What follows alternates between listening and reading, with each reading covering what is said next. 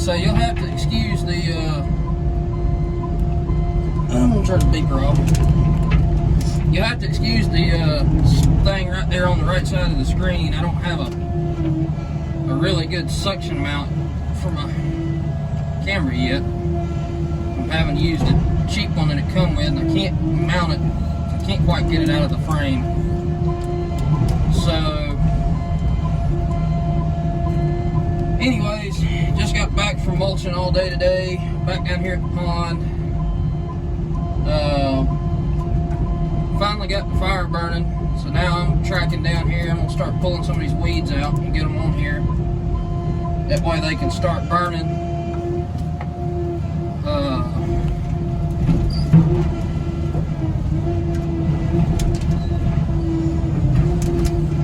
So far, I've got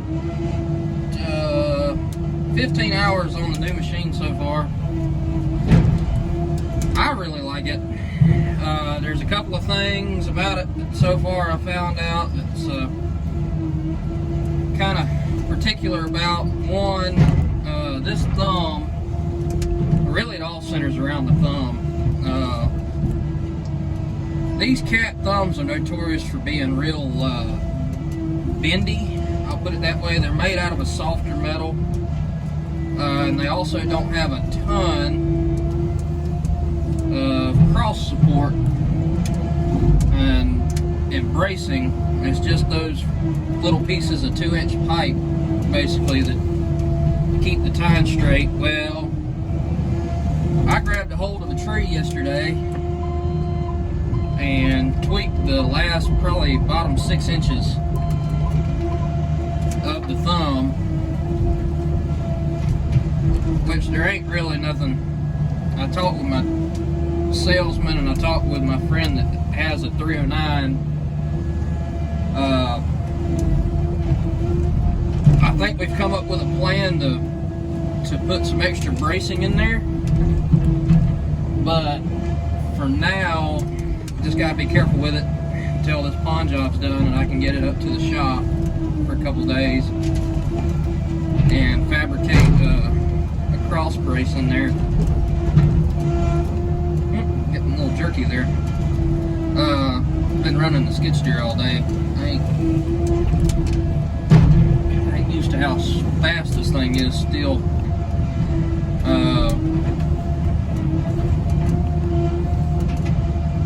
And then the other thing is the thumb. Excuse me there. The thumb is so strong on this machine. I have not ran the Kubotas and the Deeres that we've ran. The thumbs have not closed as tight as this thumb does, and I actually am snapping the trees off more than I'm doing anything.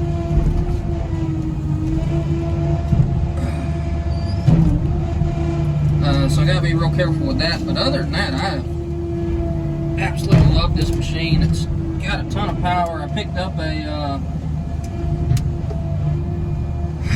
took down and broke the top out of and actually picked up about it's about a 28-inch pine tree at the stump. And it had most of the top in it. I mean, the thing's about 60 foot long, and grabbed it in the right spot. Man, this thing picked it right up. I was actually really surprised with it. I got to get a little closer here. I don't really want to get too far in here, because this old beaver swamp right here, oh, there we go, has no bottom in it. At least not one that I've found yet. I've gone down, I've dug down about 6 feet and still haven't found solid ground. So the dam core is going to be something else on this one. We're going to have to go a lot deeper than we were originally planning, but that's all good and fine, I guess. There ain't really nothing we can do about it. This is where the pond has to go. So.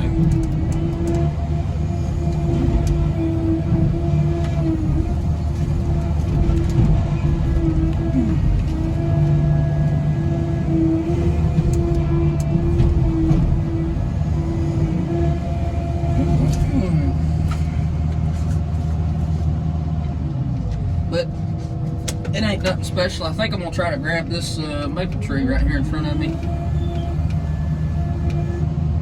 and have something to set on top of.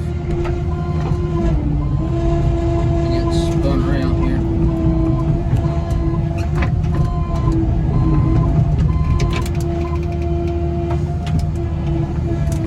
And grab some more of this junk. I think these are, oh, I got one in my face there. See, that right there is what I was talking about. See, I grabbed that whole wad of trees and it just broke that one in half.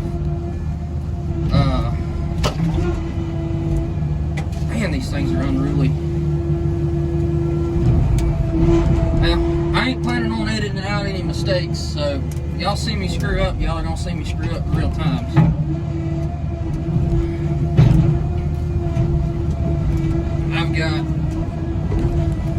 Still got some getting used to on this machine, honestly. It's been a long time since I've been in a cat excavator, and I forgot how fast these things were and how sensitive everything is.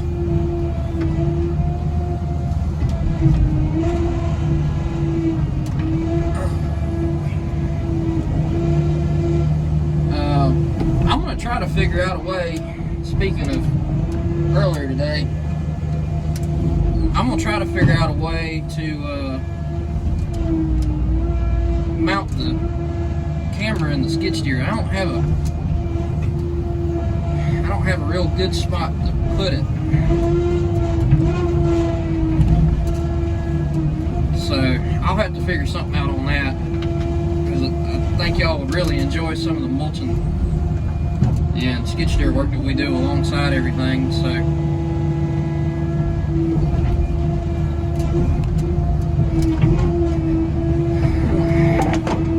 if that's something y'all would like to see, leave me a comment, see what y'all want.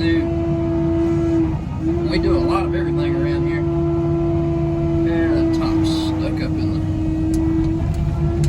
I'm gonna set it up there for right now. Kind of rake through some of this stuff. There's a good 6-inch to a foot thick layer of old, just crap in here.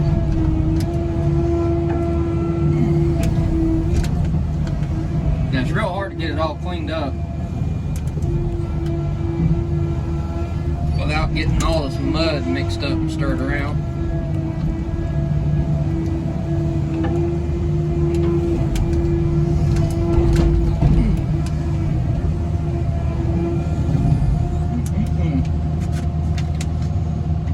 I'm trying to think of what to do next. I don't really want to go out in the swamp quite yet. I gotta get some mats. I was using some trees and stuff, but they're not stable enough, like at all. You slide around a lot. See, like right there, there's an old stump that just kind of popped up. So we were using some, like I was saying, we were using some trees Saturday, and I'm not gonna say it didn't work, but that was up there at where the dam's gonna go, which is about, it's only about 20 feet wide, the actual creek channel is. So if I still had solid ground to grab a hold to kind of stabilize myself out here, it's about 70, 80 feet straight across. So if I get out there in the middle of it and get to sliding around on one of them trees, I'm not gonna have anything solid to grab a hold to. Here we go. Here's another one of these big. This is a sweet gum tree right here. So these roots are gonna be a pain in the butt. But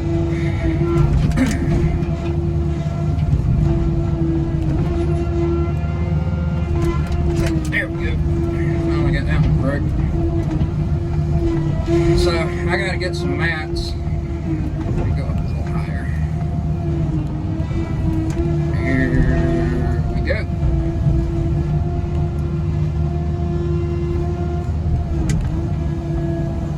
Yeah, like I was saying, I gotta get some mats because that trees just ain't cutting it. And the mats are a whole lot more stable.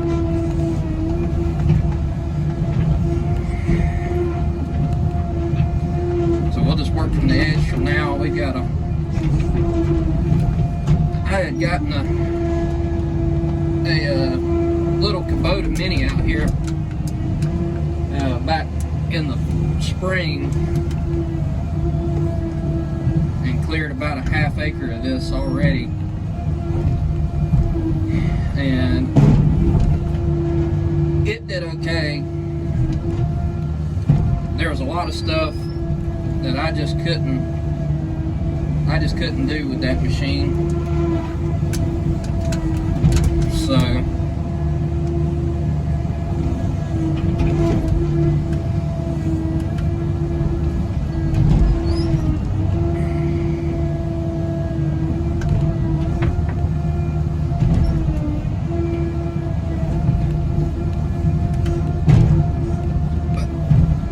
I really like this machine. Go over that stump. It is really comfortable in this cab, and I was in it for 8 hours straight the other day on Saturday, and did not get uncomfortable or bothered one time. Let's see, we're in some of this mud right here. Spin around and kind of pull myself up.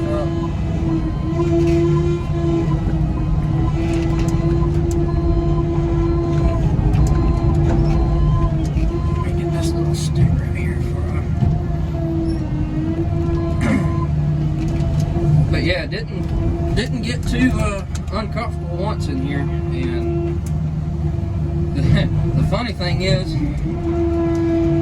Kubota, our skid steers are not well known for their air conditioning system. I actually think they're really crappy. But you know, I've got about 8,000 hours between 4 skid steers that you just get used to it. So in this thing, it's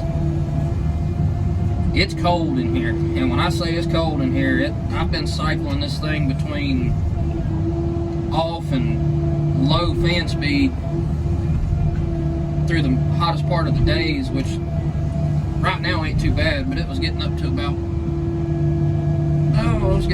85, 80, 85, and directly in the sun, and still didn't even really pay it much attention, man. It was, and I ain't complaining about it neither.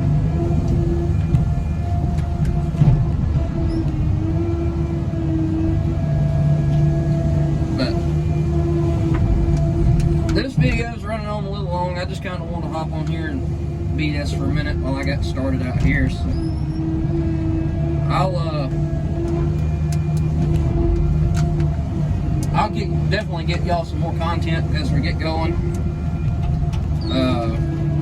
I'd really love to get the 939 on the channel, the other track loader we have, and it would be, that thing's a blast to run. It's a 99 model,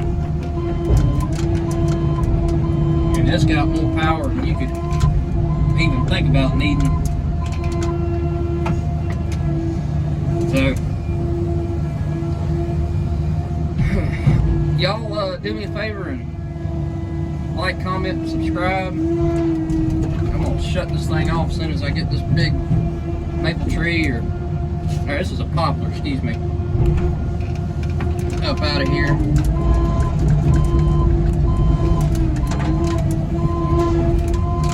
Kind of let y'all watch this for a second.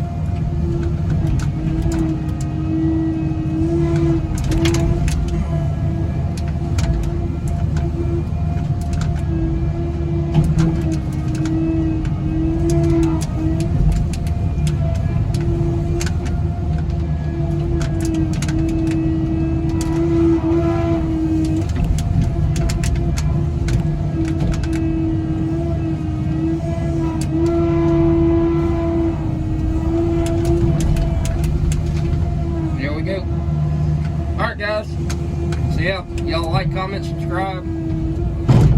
We got more on the way. See y'all.